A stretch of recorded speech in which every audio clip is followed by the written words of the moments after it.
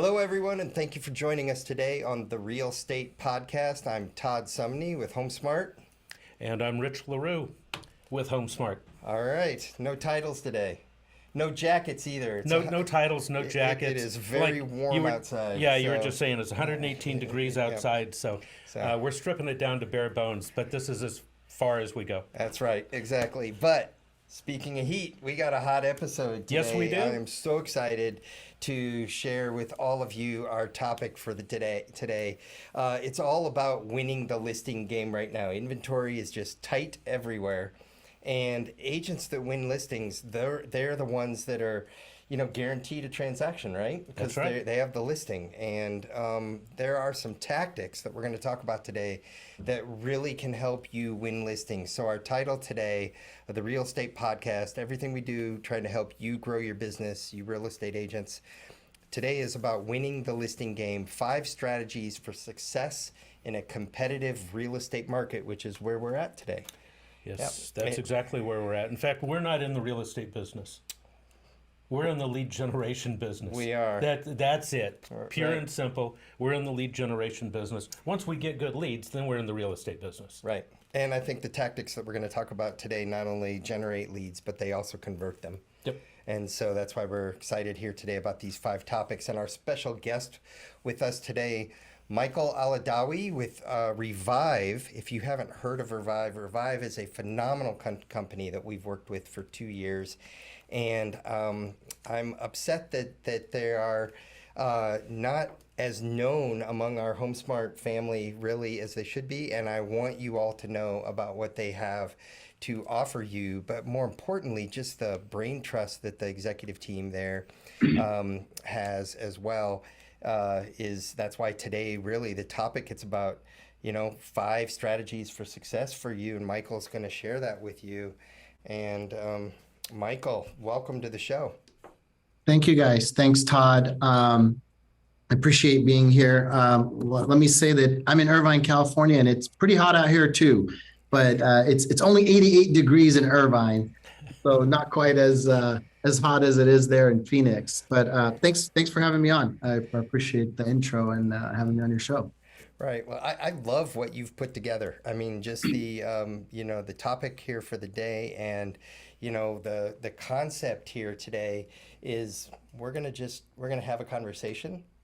We're gonna talk about how to actually grow an agent's business. So we're gonna go over these 5 strategies. But before we dig in, let's just talk about what is the role. What is the first and most important role of a realtor today, Michael? Well, before I jump into that, let me kind of, I appreciate being on the show. I'd like to give you a little bit of why is this guy even qualified at all to even say anything about agents or about their business? So can I give you a quick 30-second background? Would love that. Yeah. So, as you kind of introduced me, I'm Michael Alladawi. I'm the CEO of Revive. Revive's a 4-year-old company. The company, partners with real estate agents to help them bring their listings to market, looking their best, making that first impression is so important. And so we do that. We bring think of us as like the HGTV team with the money that comes in, does it, and it costs you nothing. The clients don't pay anything until their home sells. That's what Revive does. But 12 years prior to Revive, I was mostly a flipper, right? And I flipped homes for a living. I flipped probably about 1,000 homes in that time period. And I learned a lot. I wore the hat of an investor. I was even a realtor. I was a broker. I was a builder. I did all those things, and then founded Revive. And so being in the shoes of a real estate agent and a broker and an investor, a seller, a buyer, and now fast forward 12 years later, I'm at Revive, and I kind of have the opportunity to work with lots of agents across the country, and a lot of top producing agents. And when I say top producing, I've shadowed people that are, 250 million plus in sales per year, easily, and a couple $1 billion guys. And I kind of noticed some things that I didn't know. And I think today, as we were prepping for this, it's kind of like, what agents can do today are what can we kind of impart on them that might be helpful? That's where at least my side of the conversation is coming from. It's from shadowing some of these top producers and kind of going, everybody should do this. And also, of course, Revive, we have a whole department that's a marketing department that works to help agents position themselves to win, because, when agents win, we win. And so, so that's kind of the behind the scenes here, the motivation for sharing this and where it's coming from. And I think that first topic that you're bringing up is a really good one. It's like, what is the role of an agent today? And I think a lot of agents, I think we have to just know that today an agent is the ultimate guide for your client, right?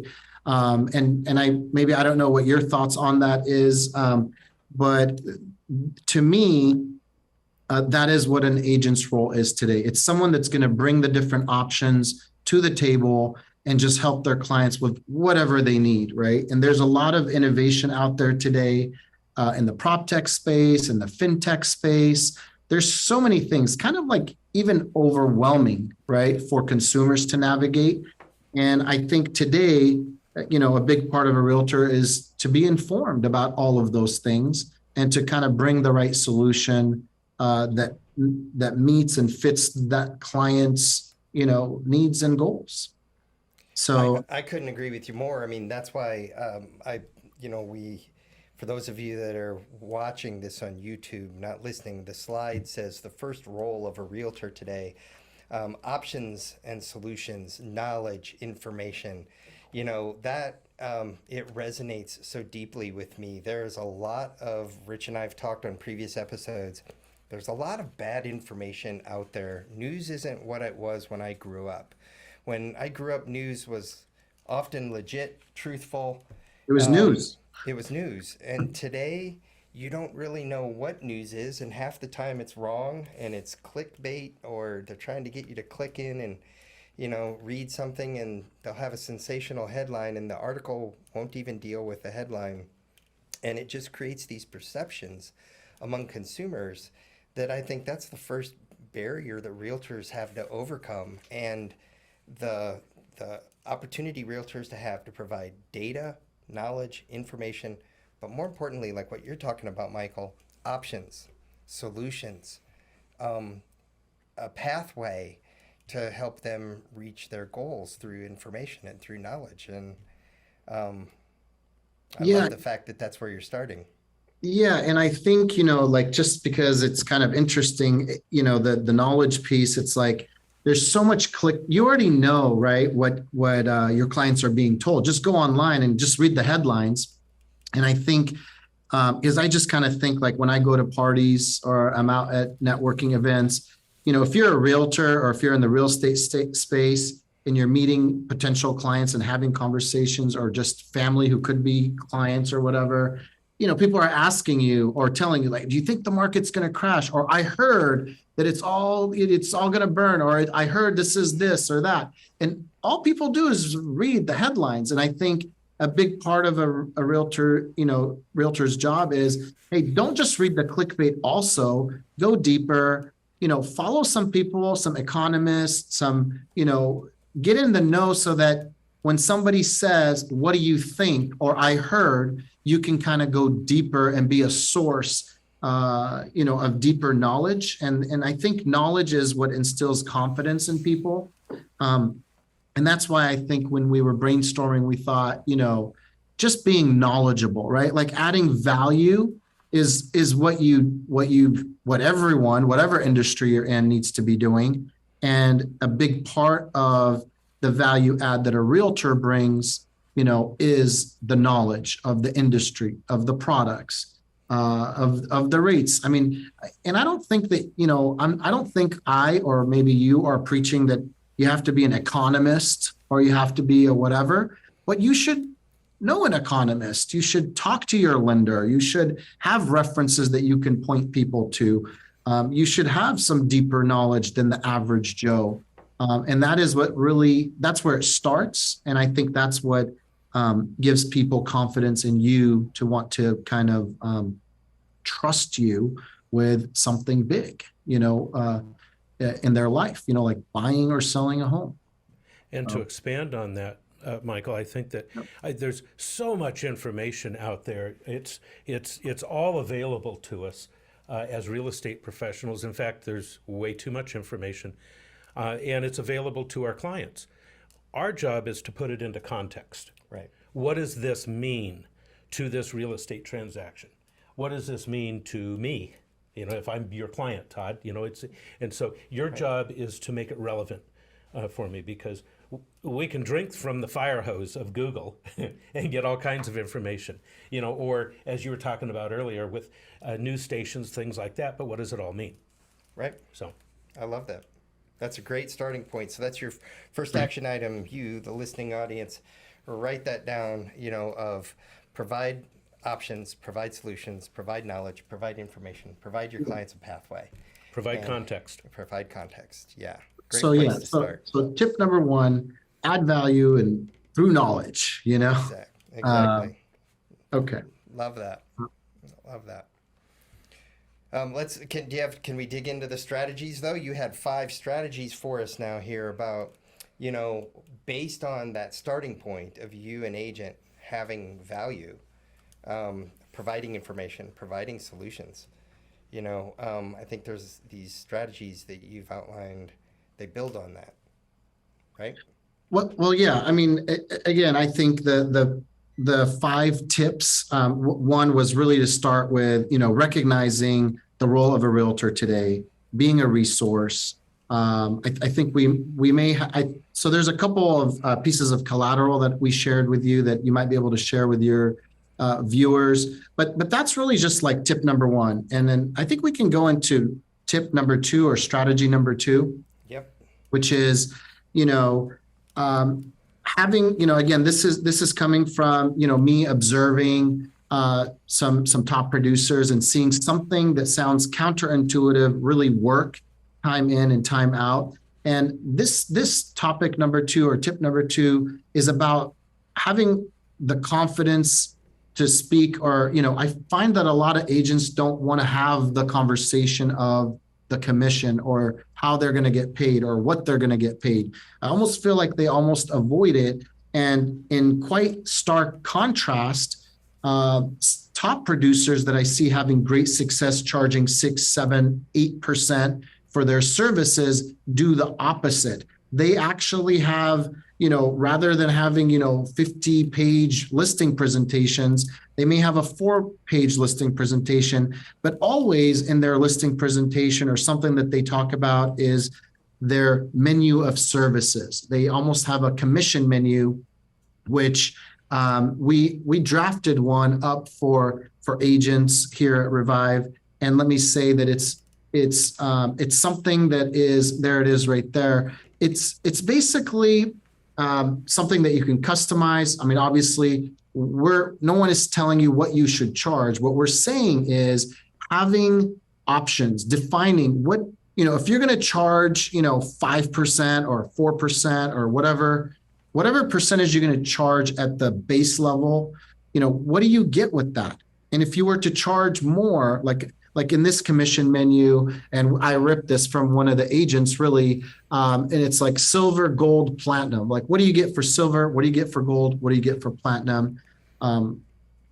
There's a couple things going on here. One is you're giving your client, you're quantifying your services and what you're getting paid for first and foremost. Right. The other thing that this does is it also tells your client, choose one of these services, right? As opposed to, do I want to list with you or do I not want to list with you, right? I'm going to choose one of these services, and it kind of makes the discount conversation kind of really go away, because it's like, if you want a discount service, here's, that's not on the menu, or maybe it is on the menu. Define it. What do you do for a discount if you offer a discount service? Again, this is something that I think that every agent should be doing, right? Having a direct conversation and putting it in there. So the slide, for those of you that are just listening, not watching, the slide actually says at the top, it says a template created by Revive was shared with you. Start designing now. So this is actually a shared template that you have in a couple different versions that agents who work with you can, or who are listening to the podcast, they can have access to. So at the end of the podcast, we'll give you some call to action, like website, phone number to call, etc. And the team can make sure they get. Can the team make sure they get their hands on this if they Yeah, want that? absolutely. Yeah, Okay. absolutely. Anybody that, reaches out to you or just emails info@iloverevive or info@revive.realestate can get this, or if they reach out to you, we'll make it available to you. But yeah, absolutely. What's interesting about this template, Todd, also is, so we've built this in a way where you can charge a premium service for offering like a white glove, fully turnkey solution to, staging, pre-sale renovations that includes all of the costs. So basically, we packaged it up in a way where, if someone was using our services, they could, they could charge a premium for it. But you could do anything that you want there, right? You could put in any premium, stuff that you do that you want to charge a premium for in there, and then let your clients choose. Right. Michael, speak to the psychology behind having a menu of services rather than just going out there and saying, I charge X. Yeah, I mean, I think there's kind of like two psychologies. One of them is like, think like when you go to like a movie theater, right? Like you've got your small, medium, large popcorn, right? And which one do you choose? And so I think, or actually, well, let me take that back. When people have options, they're a lot more likely to buy, right? Yeah. I think it's just as simple as that. Mm-hmm. When you give people options, then they're kind of pitted between these two or three choices and they choose one. Now, what option they choose, it really depends on how you position, the pricing for those options, right? If you want people to choose the extra large popcorn, then, you make it, just 50 cents more, and, you anchor the small at, whatever, and now everybody's choosing the large. Or if you space them out evenly, people choose the middle one. But I think the important takeaway here is, in terms of psychology, when people have options, their tendency to buy is greater. And I think a lot of times what I was surprised with, and I think anybody who's not doing this might be surprised, because I've talked to agents and they're like, there's no way I could put 7% as an option, because that doesn't work. And it's like, you'd be surprised. We are in kind of a, people are willing to pay for service today. That is a fact, right? And you might be surprised if you package something that has value, right? Whatever it is that you're packaging as value, your premium marketing, your premium time, premium pre-sale renovations at no cost, or whatever you put in there, you might be surprised at how many people might value that, right? There's going to be 20% of the people that actually go, yeah, I'm willing to pay more for a premium service, for something that nets me more money, show it to me, sign me up, right? So you might be surprised even at what you can charge if you're even just making it an option. Right. So, Yep. yeah. Yeah, agreed. Yeah, agreed. It's a great idea. So, the tactic strategy number two is have that compensation conversation, have a commission menu, maybe have it outlined, the different options, different services that you provide. And, I think that also even helps set expectations. One of the things oftentimes is when things aren't talked about, there could be expectations that are not met, that are That's expected. right. Well, and just by having the conversation, right. it leads to other conversations. It does. Anyway, Right. So yeah, it's a great place to begin. And But, I love the menu of services option. I do too, because just taking it now specifically, I hope it's okay, Michael, but talking Yep. about your company as a whole and the service you provide, some clients may just want to list their home and sell their home as is, but some may want to do what you described at the beginning of the show, almost like the HGTV people coming in and they revamp the bathroom, revamp the kitchen, and it's all done, boom, boom, boom, no money out of pocket. But now their home has been revived, and now basically the home goes on the market in pristine shape, pristine value. But that might take a little bit longer. It might be, so someone might want to go route number one, do nothing. Someone might want to go route number two, but if you never discuss it, you never get to have that conversation. So Michael, I've got a question here, because I have a tendency to, run through the HGTV shows, and we've had a couple references. Love it or list it. We're talking about listing it. What happens when they do the work and they love it? What do we do? They want to stay there. Has that ever happened? Yeah, well, no, it doesn't really happen at Revive, because Revive, doesn't do anything without a listing agent, at the center of a transaction. What I mean by that is, if an agent called Revive and said, "Hey, look, I have a potential listing, this house, I wonder what we could do to sell it for more." Once we put a plan together and that's presented to a homeowner with the realtor or with Revive or with the realtor and Revive as their team. The first thing we say is, we need you to sign a listing agreement, because people who are serious about selling sign listing agreements, number one. And number two, we require people to move out before we commence like major renovations. So it's, I think in the 4 years, it's happened once and they just paid back the renovation. And it wasn't because they loved it and they wanted to move back. They just had a life-changing event that caused them. But no, I think so they can love it, but they're still listing it. Right. They're listing it. That's right. Okay. Well, I think that's a big point for our audience to understand. It is. Just because we are referencing, a few different shows out there, at least in general, and so I just wanted to ask the what if question. So thanks for clarifying that. Yeah. And I think there's something that, you mentioned that triggered something for me. And, from a realtor's perspective, you want to meet your client's goals. Like, you want to get that home on the market as fast as possible, right? And if the client just wants it on, you want to bring it on. But I want to say that every home needs something, and it's going to fall into one of two categories: value preservation or value adding, right? So when you sell a home, I don't care if it's a hoarder home or it's a dialed in home, you're going to have to clean it. You're going to have to stage it. You're going to have to paint it. You're going to have to fix a leaky roof. Those are value preservation things. Those aren't like going to add major value. But if you have an outdated home that has a kitchen that's super dated and flooring that's dated, and so kitchens, bathrooms, floors, paint, those are value add, value preservation, or, fix that leaky roof type of stuff. So I think every home needs something.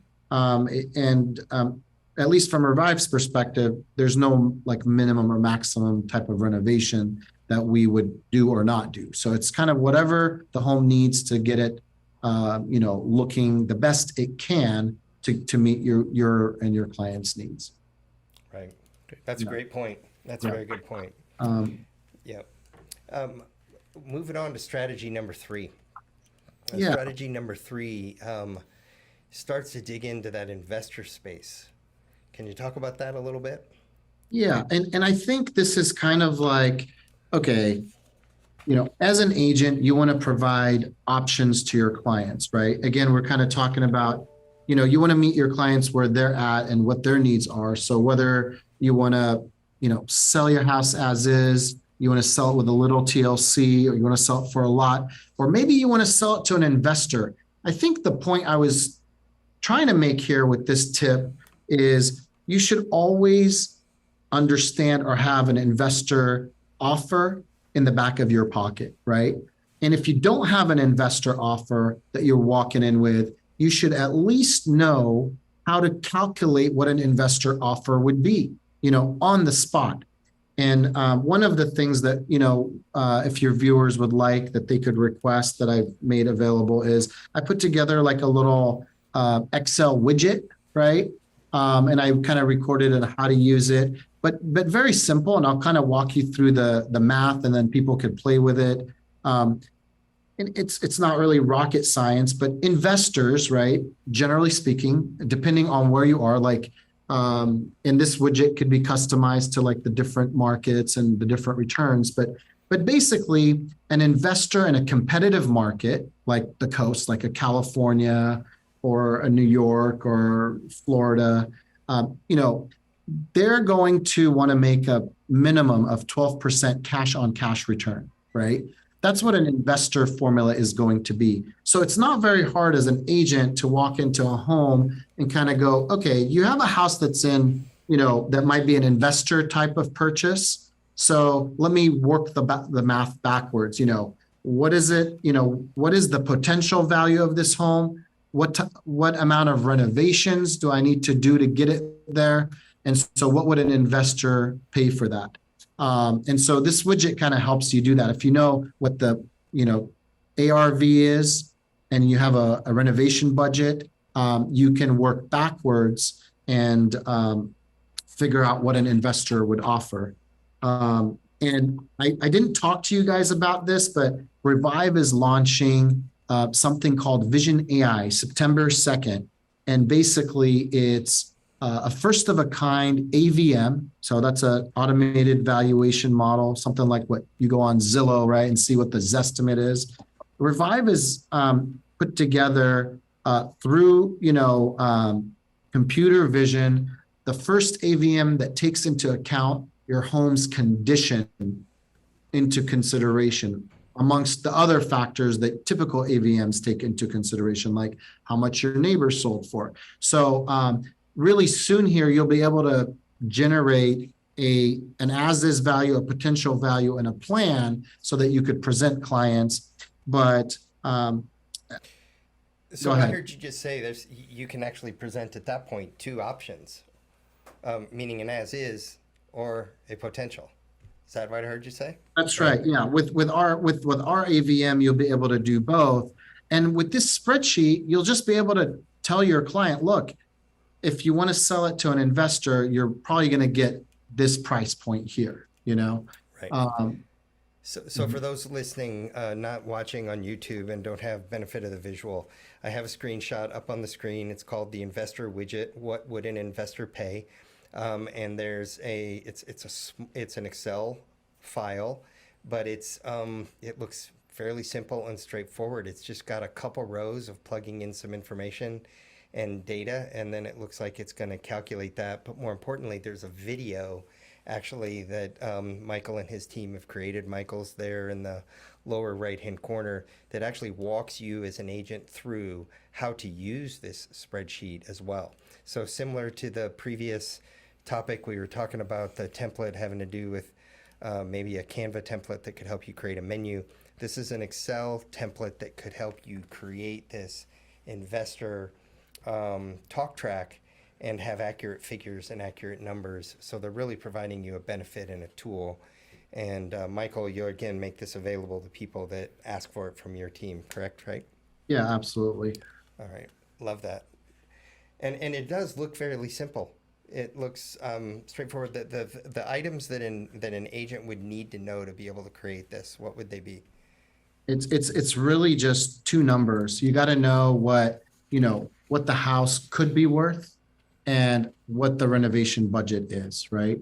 And that's something that, if you don't know, soon you'll be able to know through our Vision AI, but you could just call Revive and say, give me, because, what's kind of cool about Revive is we've pre-negotiated pricing for like all the most common things, right? Like kitchens, bathrooms, floors, paint, accessories, those types of things. So you could do it yourself, or you could just call a Revive person and say, hey, I have a home.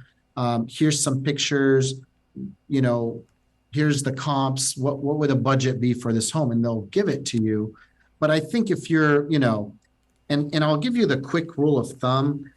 If you're renovating a home completely in the inside, the quick rule of thumb as an investor, $100 a square foot in, again, the major states, right? Like California, In Phoenix, it's about, probably $85.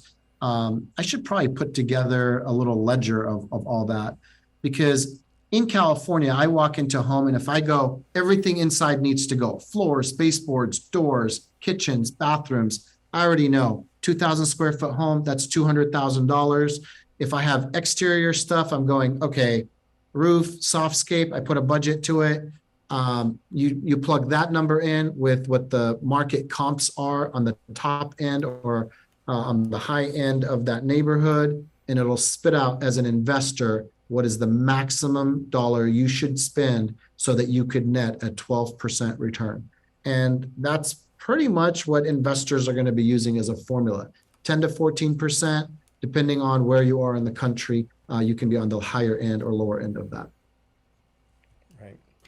And you and your team seem to have this all dialed in, meaning that to you, this is about relationships with the contractors. It's about doing this over and over again, where you're really making it turnkey for the realtor, making it turnkey for the homeowner.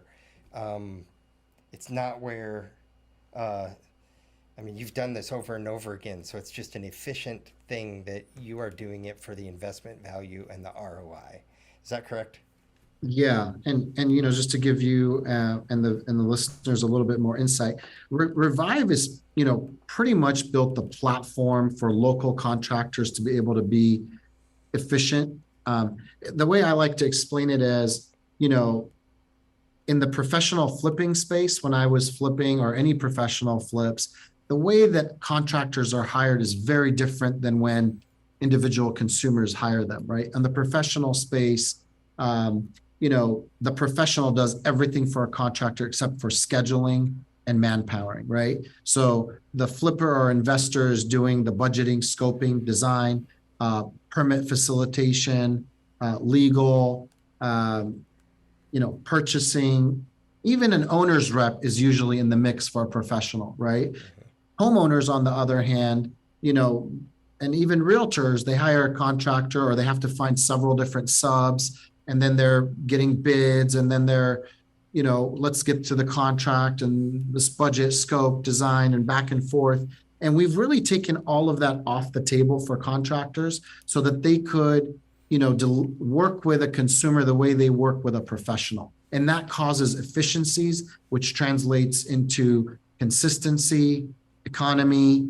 And yes, so, we've done thousands of renovations for homeowners now over the past 4 years. So we do have it down to a science. It is pretty consistent and predictable. And I think that's the biggest value add that Revive brings to homeowners and realtors, is that consistency, reliability, that peace of mind, really, of knowing that you don't have to find and look for a contractor. You don't have to worry about negotiating with them. You don't have to worry about if they have a good procurement person, if they're going to be on time, quality control, because Revive has a protection plan. There are vendors that we vetted and we stand behind, and we know they're going to perform because we're doing 90% of their job for them. Right. And then throughout this process, what you end up with is that future value of the opportunity. When it's all said and done, then you're maximizing that opportunity of what the property could be, right? Yeah, absolutely. Love that. All right. Well, with 3 solid strategies so far, moving on to strategy number 4, a hot topic right now anywhere in the industry is lead gen. Yep. Right? That's it. And so strategy number 4, innovative lead gen tactics, marketing strategies, and SOPs. And again, I think your team has created a template that can really help agents with something called an SOP playbook. Can you talk a little bit about this strategy for agents? Yeah. So this is kind of an interesting one. And I'll start by telling you about a survey that we conducted. So as I said, Revive has now done, a couple thousand renovations. We surveyed 500 real estate agents that have used Revive, right? and they used Revive successfully, right? Meaning that they had a client that wanted to maximize the value of their home, and they were presented with a pre-sale renovation plan. They executed on it, and their clients made money. In fact, on average, $168,000 more net in their pocket, these homeowners. And the survey was simple to the agent. It was, did you run a coming soon campaign in that market, right, to let the neighbors know about what you were doing for your client? Meaning, imagine something like a postcard or a flyer that lands on the neighbors of a listings home that says something like, hey, my name's Michael Alladawi. I'm a realtor who's going to be bringing a listing into this neighborhood in the next 6 weeks. I'm taking 6 weeks to perform some pre-sale renovations so that I can increase the value of my client's home and also hopefully the neighborhood. And the best part is I'm able to do this with no money out of pocket for my clients until I sell their home for them. I can't wait for you to check out this property.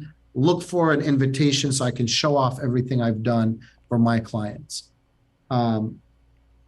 So we asked realtors, how many of you did a coming soon campaign, or did an invitation, or did a case study highlighting the fact that, you made your clients this much money and how you did it for them?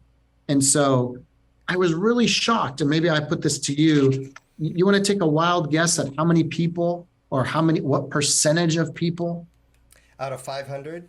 Out of 500. Okay. 50? 10%. I'm going to say 5%. Less than 3%. Less than 3. Yeah, I kidding was me? afraid of that. That was it's my concern. So it's kind of like, okay, I didn't really It's a understand. brilliant strategy, though. That is a brilliant strategy. That's a moneymaker. And I think I guess, first of all, like when I think of what realtors do to, how much money they spend on lead gen, right? If we're talking about lead gen is having conversations with people. You spend money on Facebook in the hopes of getting a DM so you could start a conversation that could lead somewhere. You spend money on all kinds of things to get a conversation going, right? And now realtors have the ultimate conversation starter, right? I fronted 200, 150, whatever, $10,000 for my client, okay, to help them make more money, to help the neighborhood. I do this all day, every day, right? But agents aren't taking advantage of that opportunity, right? Talk about a listing generator from take a typical neighborhood, has 100 homes in it, 150 homes in it. And if you marketed that to all the other homeowners in that neighborhood, anyone that is having a life event or even thinking remotely about moving or tapping into that asset. Todd, I hear Michael's numbers, less than 3%. I want to go bang my head against the wall. Ladies and gentlemen, this one is a no-brainer. I mean, we do this kind of stuff anyway. We have open houses, right? Let's have a virtual open house. Let's talk about the open house using Michael's scenario 6 weeks early. Hey, this is coming. This is what I'm doing. I think that strategy is brilliant. Right. Yep. Yeah, so what we did, I mean, so it's kind of crazy because I think like if you're a realtor, every listing that you have needs to be having a baby, right? Right. I like that. I like that. And especially if you discounted it, right?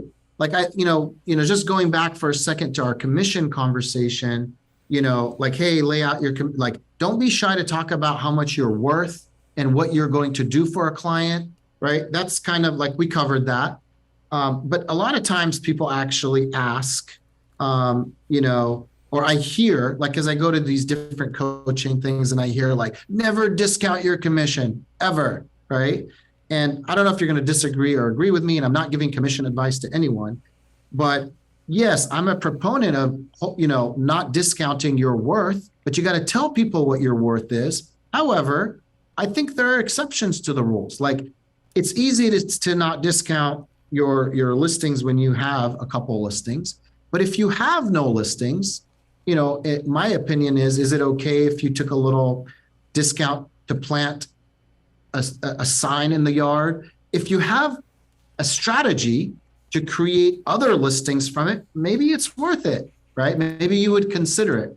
But the point is, whether you're discounting or not, if you have a listing, you should be doing something. And this is what this is. We put together a standard operating procedure playbook where we created the template for that postcard. We created the messaging that you can go in there and change around if you don't like it.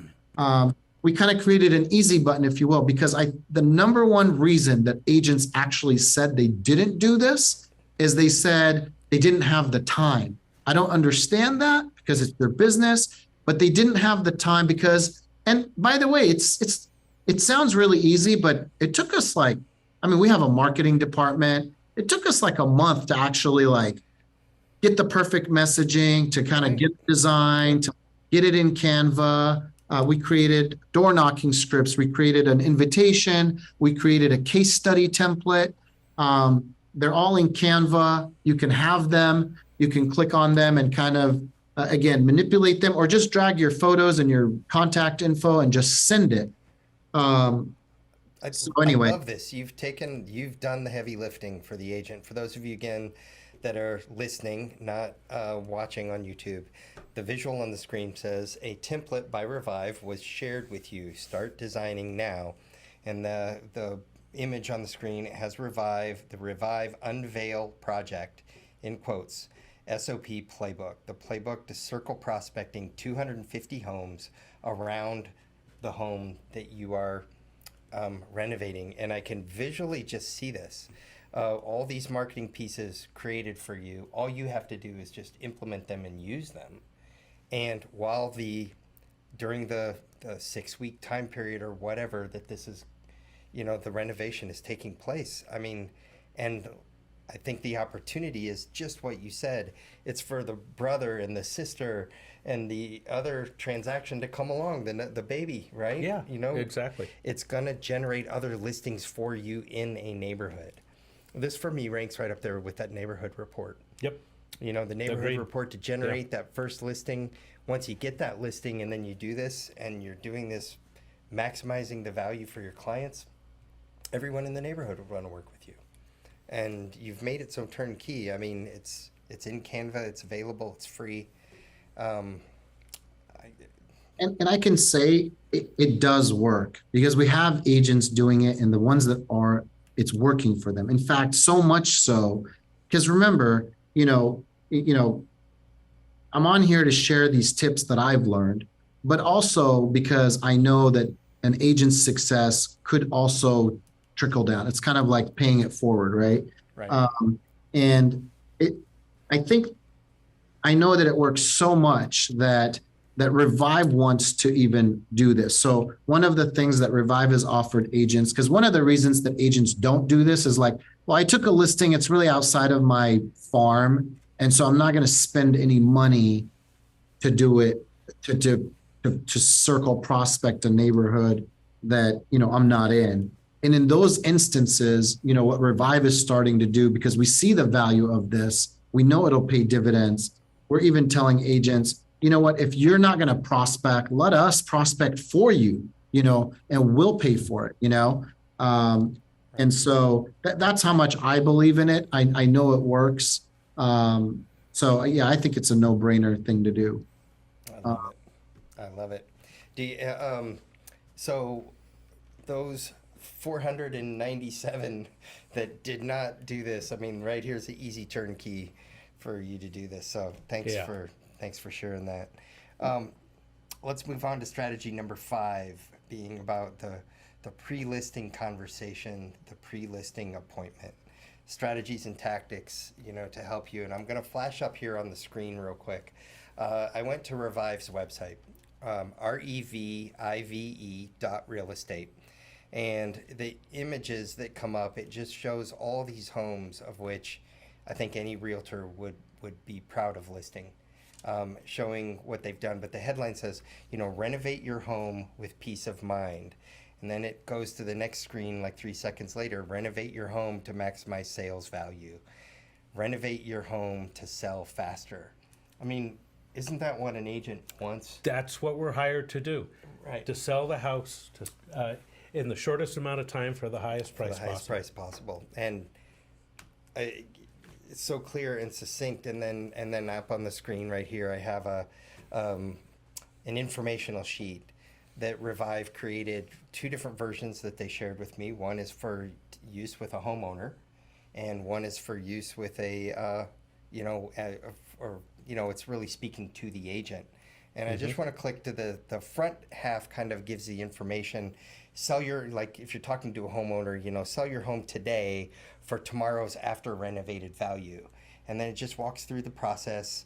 And is this program right for you? So again, Revive is giving you, the realtor, tools to do this. But then we have a case study right there. And this is a Sell 360, I think is what you guys, the term that you've used. So I don't know if I'm jumping ahead, if that's what you meant by your strategy 5, pre-listing conversation and pre-listing appointment. Is that where yeah, were you going with kind of this? jumped ahead. Yeah, no, you jumped ahead a little bit. So Okay. It's okay. 360. So well, first of all, I appreciate you, sharing some of those things. And yes, I mean, I think I'm going to just actually say, most of the time your clients are hiring you to sell your home for more, but sometimes they're not. That's where the investor stuff comes in, right? Because if you just want to sell it as is, it's okay. As a realtor, you just want to help the client do whatever they want to do. I agree with that. And Revive does have a program where we do actually buy homes for their after renovated value. That's what 360 is. So, again, think of Revive as the ultimate flipping machine that a realtor could tap into for their client. But sometimes clients don't even have the time to flip their own home or perform strategic pre-sale renovations.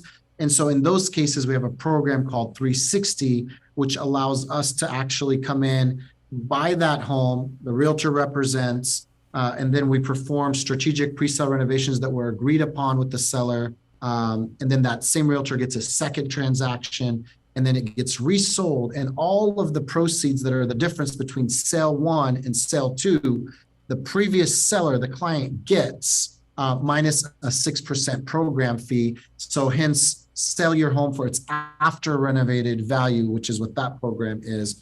It's really cool. It's really powerful for the right client that has a big value add and has an urgency to sell. That's what 360 is all about. And those are really like the 2 products that Revive has.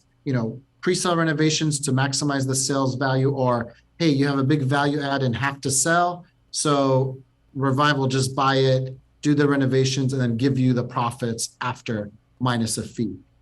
So those are the 2 products. And, all the way, they're both great tools to have in your tool belt to not only deliver just better value to your clients, but just better prospecting tools, right? Because think of conversations that you could have around like either of those products, right? Right. Right. Well, thank you for clarifying that, because I'm learning. That's part of the reason doing this podcast. I'm learning as well, and I just want to help agents with all those opportunities. And the way you just outlined it, that's a great additional opportunity for agents. Yeah. And strategy, or tip number 5, right? So we kind of like, I just want to like, we started with like, being the ultimate guide and source of knowledge, right?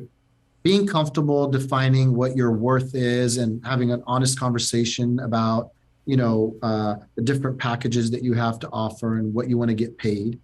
We talked about being prepared for every scenario and offering investor options if that's something that fits your client's goals.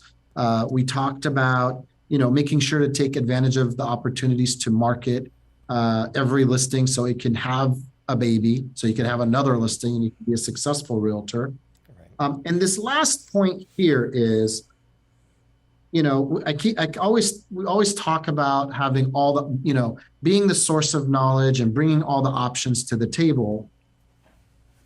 I was meeting with a realtor recently who's, a Revive user and someone who uses Revive on a regular basis. And they came and said, I lost a listing the other day because I brought too many options to the table, right? And I could see that happening, right? Because, there's so many great companies out there. And this is where this tip came in.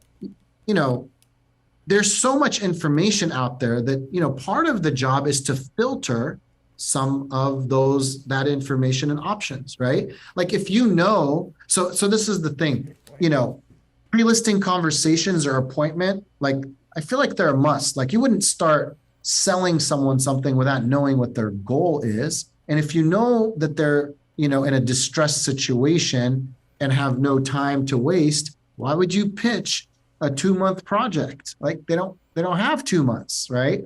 Or whatever their situation is. So the point or tip here is make sure that you are having pre-listing conversations and listening to your clients. What is their goal? And then bring the right options and strategies to the table.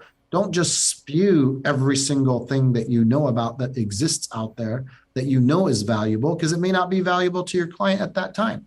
So I think that's what the spirit behind this last tip was.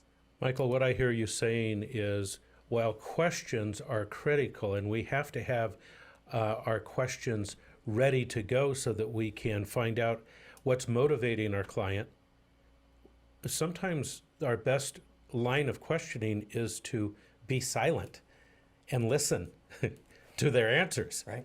instead of just peppering them with options. Right.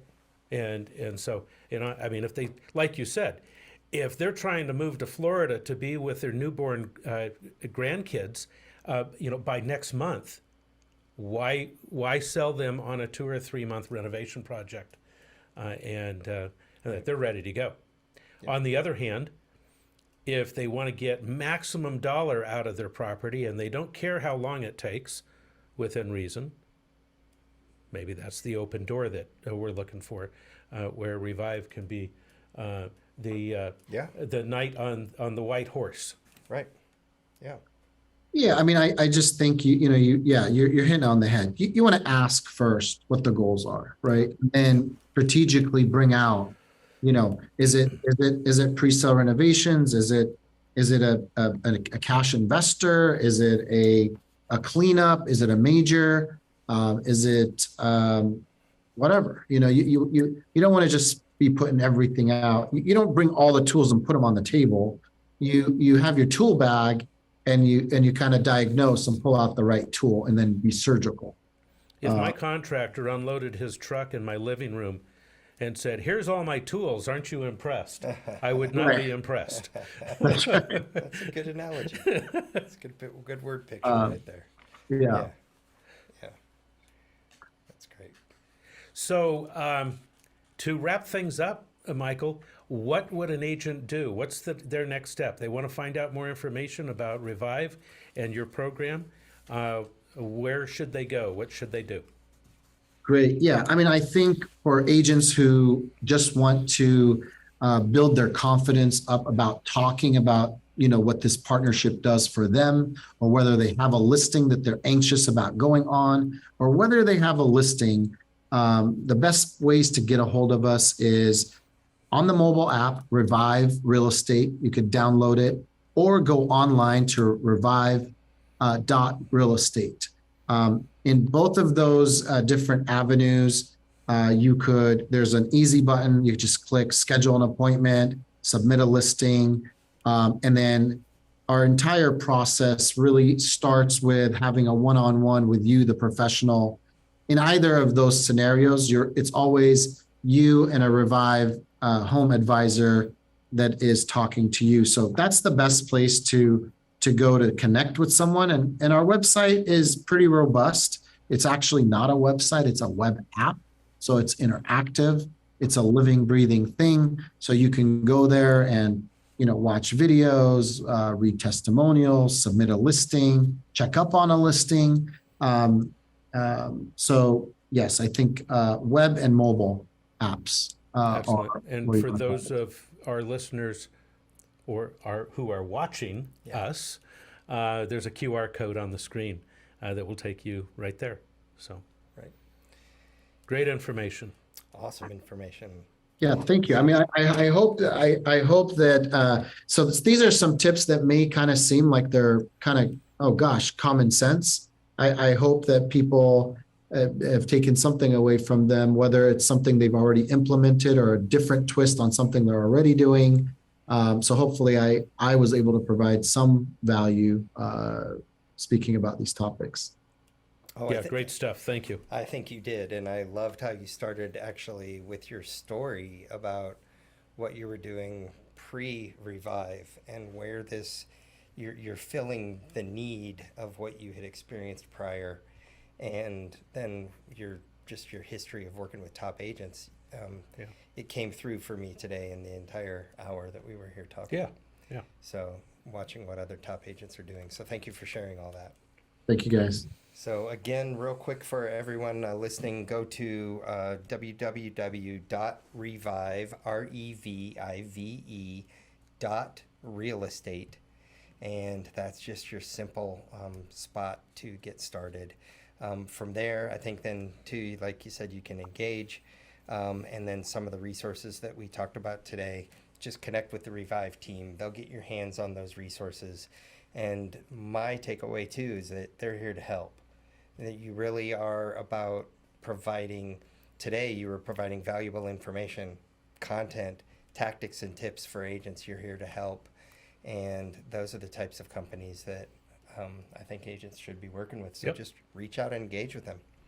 So Michael, we appreciate you. We appreciate what you're doing for all of our agents and providing them this valuable service.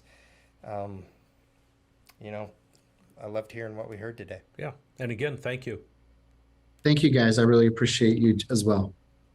All right. Well, thank you all for joining us here today on the Real Estate Podcast. Tips and tactics to help you grow your business and strategies to help you build a strong, powerful business. So we hope to see you back on future episodes. Again, I'd like to thank the Revive Real Estate team for joining us here. Michael, thank you for joining us. Rich. And if y'all have made it this far, do us a favor. Give us a thumbs up. Todd and I need thumbs up. Michael would like to see a thumbs up on this video too, Right. Or on the audio portion. If you like what you hear, take a moment and let us know.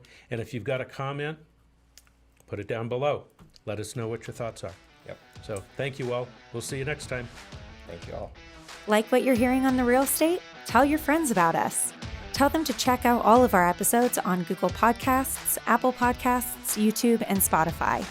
And don't forget to send any topics you want us to tackle to therealestate@homesmart.com.